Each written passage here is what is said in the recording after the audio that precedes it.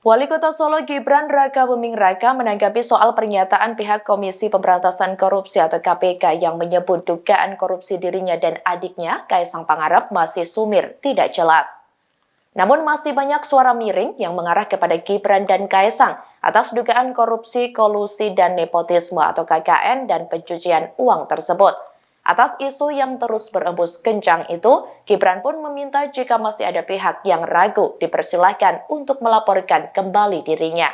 Dikutip dari TribunSolo.com pada Kamis 25 Agustus 2022, diketahui orang nomor 1 di kota Solo itu tak ingin ambil pusing dengan hal tersebut. Dia mempersilahkan pihak-pihak yang mempertanyakan terkait hal tersebut untuk melaporkannya lagi. Putra sulung Presiden Joko Widodo itu menantang kepada pihak yang masih meragukannya untuk menyerahkan bukti jika memang ada. Sebelumnya diketahui KPK menyatakan laporan dugaan KKN dan pencucian uang yang dilakukan oleh dua putra Presiden Jokowi, yakni Kaisang Pangarep dan Gibran Rakabuming Raka, masih sumir. Wakil Ketua KPK Nurul Gufron mengatakan pihaknya belum menemukan fakta adanya dugaan tindak pidana korupsi. Gufron mengakui pihaknya menerima laporan terhadap Gibran dan Kaisang pada 10 Januari 2022 lalu. Pelaporan itu terkait dugaan relasi bisnis yang diduga terdapat praktik KKN.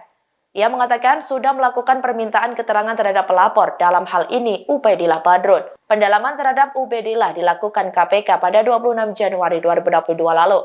Berdasarkan informasi yang diperoleh KPK, kata Gufron, tuduhan terhadap Gibran dan Kaisang terjadi saat mereka belum menjadi penyelenggara negara. Saat ini memang Gibran merupakan penyelenggara negara yang menjabat sebagai Wali Kota Surakarta. Laporan itu sebelumnya dilakukan oleh dosen Universitas Negeri Jakarta atau UNJ Ubaidillah Badrun ke KPK.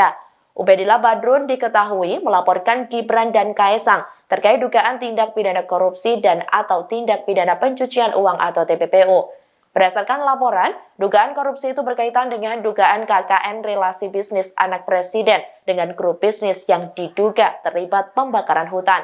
Ubaidillah mengatakan hal ini berawal dari tahun 2015 ketika ada perusahaan besar bernama PTSM yang sudah menjadi tersangka pembakaran hutan. Kemudian perusahaan itu dituntut oleh Kementerian Lingkungan Hidup dengan nilai sekira 7,9 triliun rupiah. Namun dalam prosesnya, Mahkamah Agung atau MA hanya mengabulkan tuntutan senilai sekira 7,8 miliar rupiah. Dijelaskan olehnya, hal itu terjadi pada Februari 2019, seusai anak presiden membuat perusahaan gabungan dengan anak petinggi perusahaan PTSM. Menurutnya, dugaan KKN tersebut sangat jelas melibatkan Gibran, Kaisang, dan anak petinggi PTSM karena adanya suntikan dana penyertaan modal dari perusahaan Ventura. Demikian informasi kali ini, nantikan informasi terbaru lainnya hanya di channel YouTube Tribun Solo Official. Terima kasih sudah nonton, jangan lupa like, subscribe, dan share ya!